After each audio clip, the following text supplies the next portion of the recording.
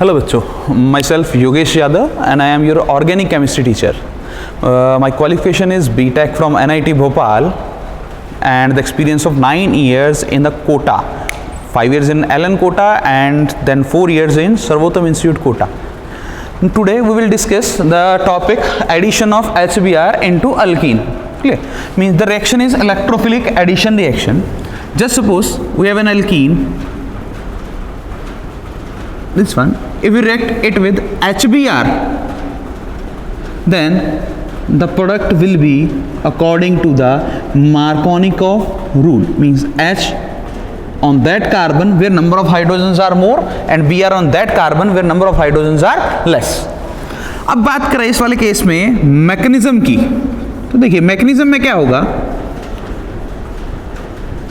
Alkyne के पास pi electron cloud होने की वजह से ये एक न्यूक्लियोफाइल का काम करता है, इसीलिए इसके ऊपर सबसे पहले इलेक्ट्रोफाइल अटैक करेगा और इलेक्ट्रोफाइल पता है H के ऊपर पार्शियल पॉजिटिव, Br के ऊपर पार्शियल नेगेटिव. अब क्या होगा, अल्कीन अपने इलेक्ट्रॉन डोनेट करेगा हाइड्रोजन को और हाइड्रोजन को जैसे ही कार्बन से इलेक्ट्रॉन मिला ये Br के इलेक्ट्रॉन को क्या करेगा, छोड़ देगा. तो क्या बनेगा यहां अपने पास RCH सिंगल बॉन्ड CH2, यहां आके जुड़ गया H और यहां पे चार्ज कौन सा आ गया, पॉजिटिव. अब ये बन गया केटायन, मतलब एक इलेक्ट्रोफाइल. तो इसके ऊपर अटैक कौन करेगा, नेगेटिव पार्ट, मतलब न्यूक्लियोफाइल. तो HBr में जो Br माइनस निकला वो Br माइनस अब क्या करेगा, इस कार्बोकेटाइन पे अटैक करेगा और क्या बनेगा अपने पास यहाँ पे finally RCH single bond CH2, यहाँ पे हाइड्रोजन और यहाँ पे आके क्या जुड़ जाएगा आपके पास, ब्रोमीन. क्लियर. तो ये हो गया इस रिएक्शन का मैकेनिज्म. अब देखिए इसमें बात करें क्या हुआ, हाइड्रोजन ने अटैक किया उस कार्बन पे जहां पे नंबर ऑफ हाइड्रोजन क्या है, ज्यादा है. तो पहला पॉइंट तो ये क्या है, मार्कोनिकव एडिशन फॉलो कर रहा है. क्लियर. दूसरी चीज अगर हम बात करें, इंटरमीडिएट बना कार्बोकेटायन और ये स्टेप आपके पास स्लो स्टेप है RDS. तो RDS में अगर इंटरमीडिएट कैटायन बना है तो जितना ज्यादा स्टेबल होगा रिएक्टिविटी इस अल्कीन की उतनी ही ज्यादा रहेगी. तो हम सेकंड पॉइंट बोल सकते हैं कि जो रिएक्टिविटी है is directly proportional to stability of cation. Third point, cation बनता है तो हमें पता है कैटायन रीअरेंजमेंट भी शो करता है. तो इस वाले केस में जो थर्ड पॉइंट होगा वो क्या होगा, रीअरेंजमेंट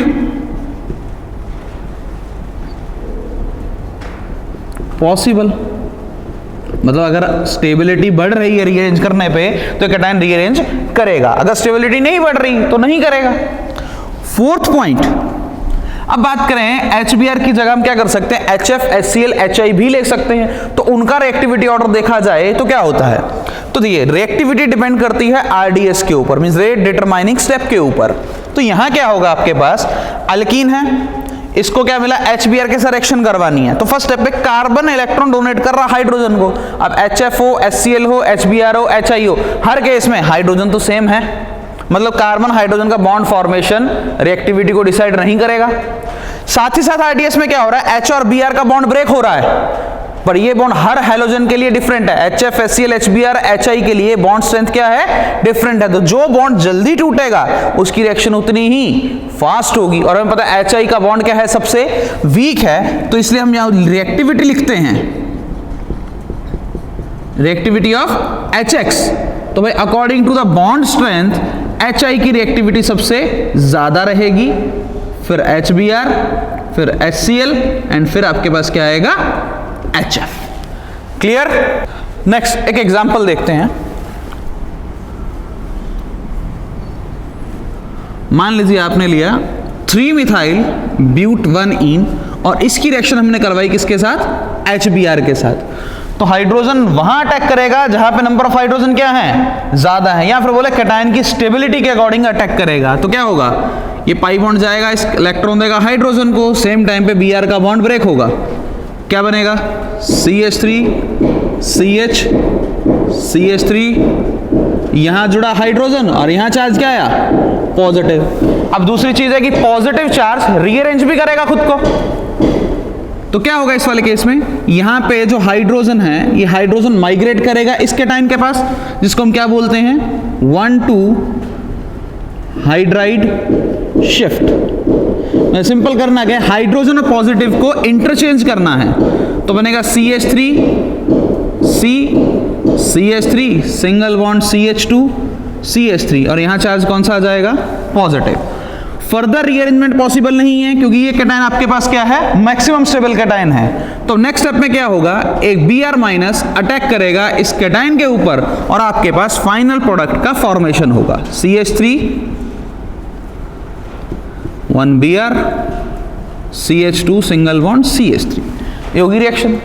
अब हमने एक चीज पढ़ी थी, रिएक्टिविटी ऑर्डर निकालना है कैटायन की स्टेबिलिटी के अकॉर्डिंग। तो अगर हम बात करें, फर्स्ट आपके पास एल्कीन दी है ये वाली CH3 CH CH3 CH double bond CH2 और सेकंड आपके पास सपोज दे दिया प्रोपीन। अपने को इन दोनों का रिएक्टिविटी कंपेयर करनी है HBr के साथ। देखिए इस वाले केस में हमने अटैक करवाया H का, तो इंटरमीडिएट कैटायन क्या बना, CH3 CH CH3 CH CH3 positive charge.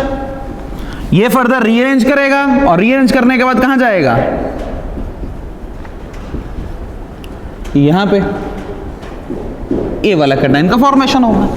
Second step में अगर हम बात करें तो यहां पे क्या बनेगा अपने पास, CH3 CH CH3, यहां पे आएगा पॉजिटिव चार्ज।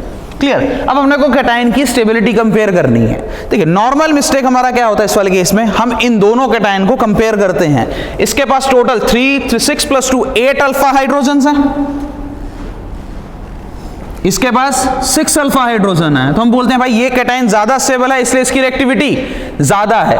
बट कंडीशन ये है कि आपको जब भी कैटायन की स्टेबिलिटी कंपेयर करनी है तो जो सबसे पहले बना हुआ कैटायन है उसकी रिएक्टिविटी कंपेयर की जाती है, क्योंकि आरडीएस कैटायन का फॉर्मेशन है ना कि कैटायन का रीअरेंजमेंट। तो आपको इस वाले केस में इन दोनों कैटायन को कंपेयर ना करके इन दोनों कैटायंस को कंपेयर करना है। तो इस कैटायन के पास देखा जाए तो अल्फा हाइड्रोजन कितने हैं, 4, इसके पास अल्फा हाइड्रोजन कितने हैं, 6, मींस सेकंड वाले की स्टेबिलिटी फर्स्ट वाले से क्या है, ज्यादा। तो मैं बोल सकता हूं कि प्रोपीन की रिएक्टिविटी 3 मिथाइल ब्यूटानीन से क्या है, ज्यादा है। क्लियर। तो ये हो गया अपने पास रिएक्शन विद HBr।